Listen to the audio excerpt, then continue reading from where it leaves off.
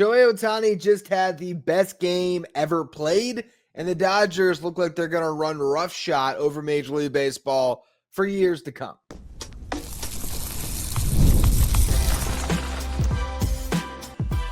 You are Locked On Mets, your daily New York Mets podcast. Part of the Locked On Podcast Network, your team every day.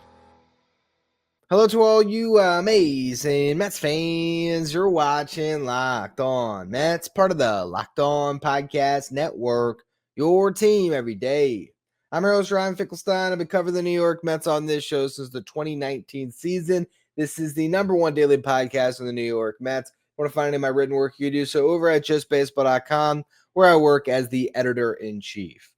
Now, I decided to come on and do a show here tonight because I just watched the best game anyone's ever played. Shohei Ohtani just did something that will never be done again.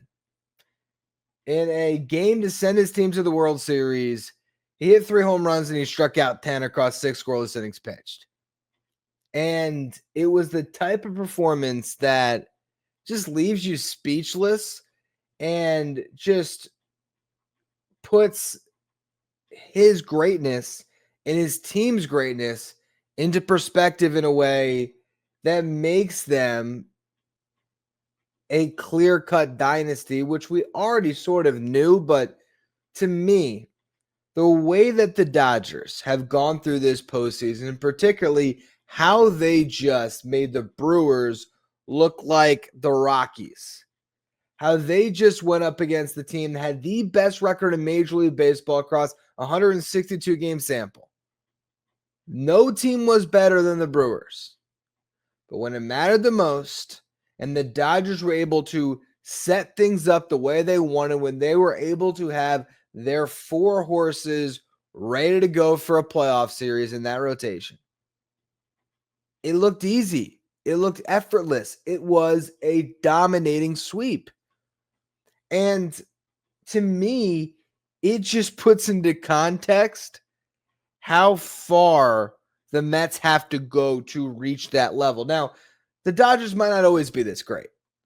I think this postseason run is the perfect confluence of events where the way they played out their season, the way that they really eased Tyler Glasnow and Blake Snell into the season after injuries, the way that they eased Shohei Ohtani through his Tommy John rehab.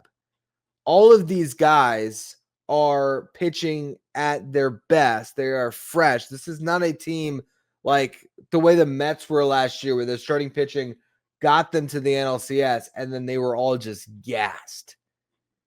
These are 4 pitchers who are more talented than any collection of forearms that a team has in Major League Baseball, because the one guy that's been there all year, Yoshinobu Yamamoto, in this series, he had a complete game where he gave up just 1 run, and yet it's not even going to be mentioned when you look back at this series.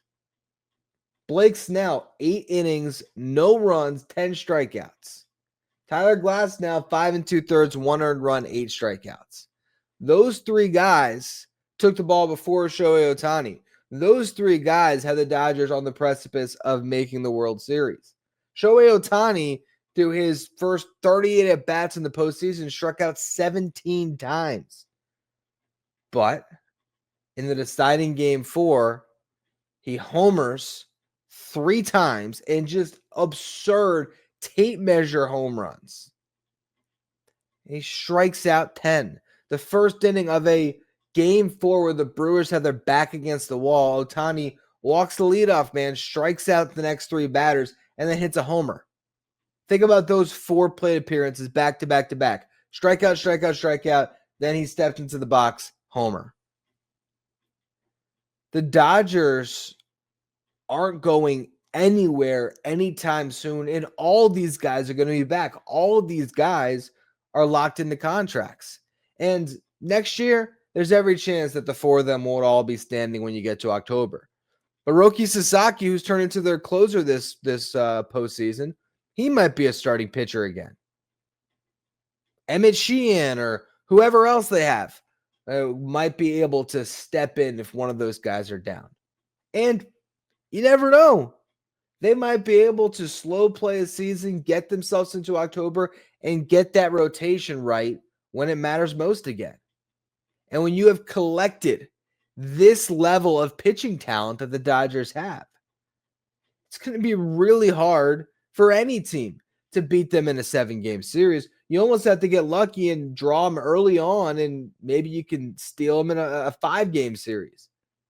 Who knows? The Reds probably had the best chance to knock off the Dodgers in this playoff run just by virtue of it being a 3-game set. They didn't have the talent to do it.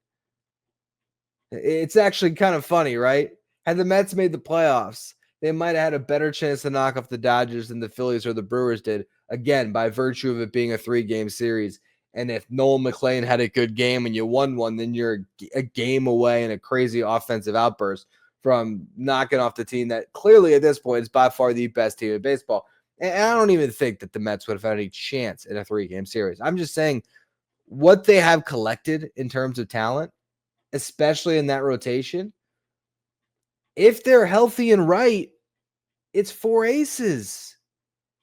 And to see Ohtani now back to being an unbelievable pitcher again, to see the way that he was able to just have everything working for him and look that dominant against a team that, yes, did not hit in this series at all, but it is still generally a pretty tough lineup to go against.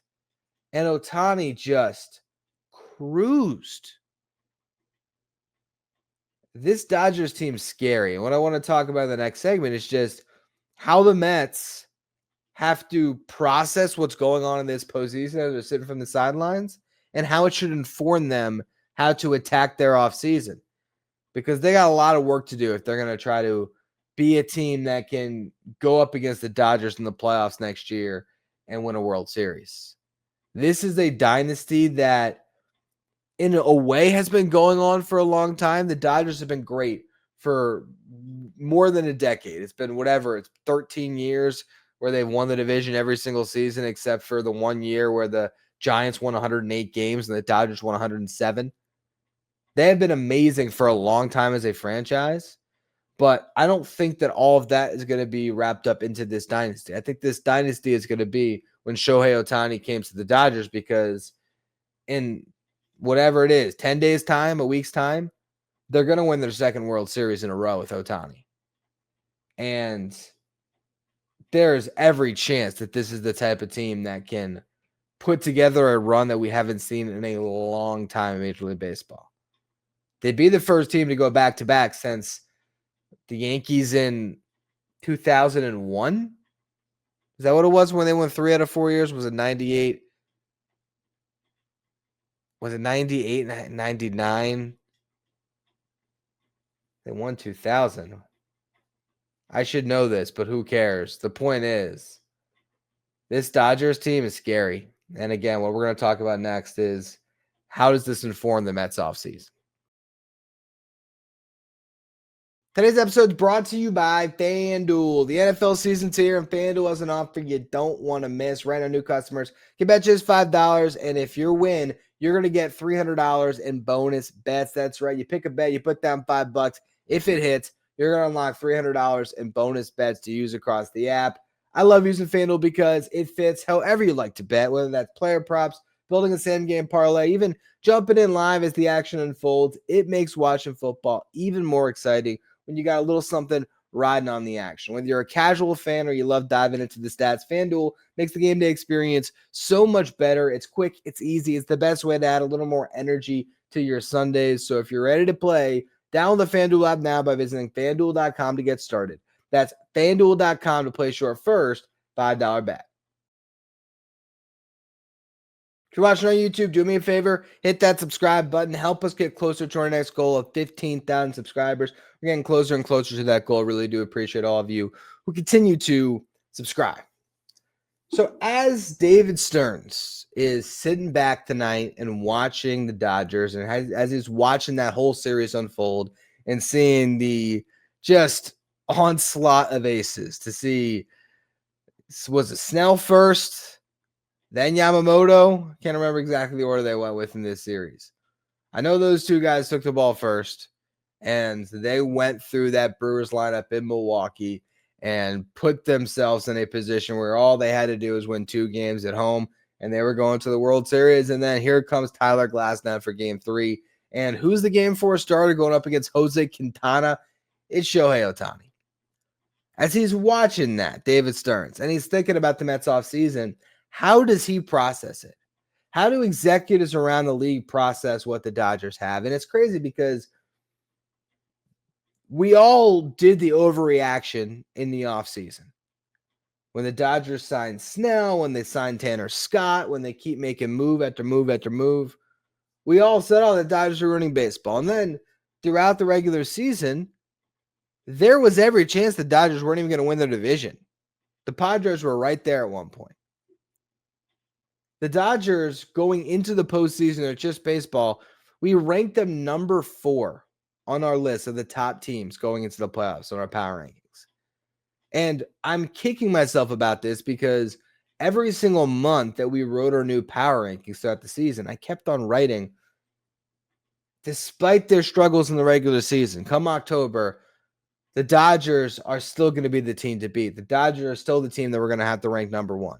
And then when it came time, when push came to shove, we put the Phillies above them. We put the Mariners above them, I believe, and we put the Brewers above them. And they've knocked off 2 of those 3 teams, and they very well could knock off the 3rd one when they get to the World Series on next Friday, if it is the Mariners. So as David Stearns is watching this just dominant postseason by the Dodgers, how does it inform your offseason? I think it has to make you be bold. It has to make you push some more chips on the table to get Tarek Skubal. And I am going to do another Tarek Skubal show because I did one, I think it was on Monday, where I talked about Skubal and Skeens. And I stand by everything I said about Paul Skeens. When it came to Tarek Skubal, I did not think that the Tigers should trade him, and I still don't think they should.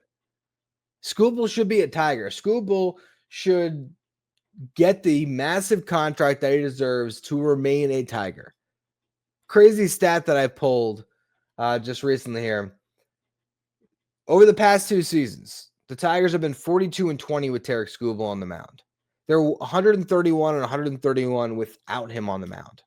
When he doesn't start a game, they're a 500 team. So if they trade Skubal, as I talked about in that show, good luck making the postseason again. Good luck building on your last couple of years of success when Skubal has been everything to them. But then, one thing I definitely ignored on that show was I did not mention that Skubal is represented by Scott Boras. How there is no negotiating a contract extension with him.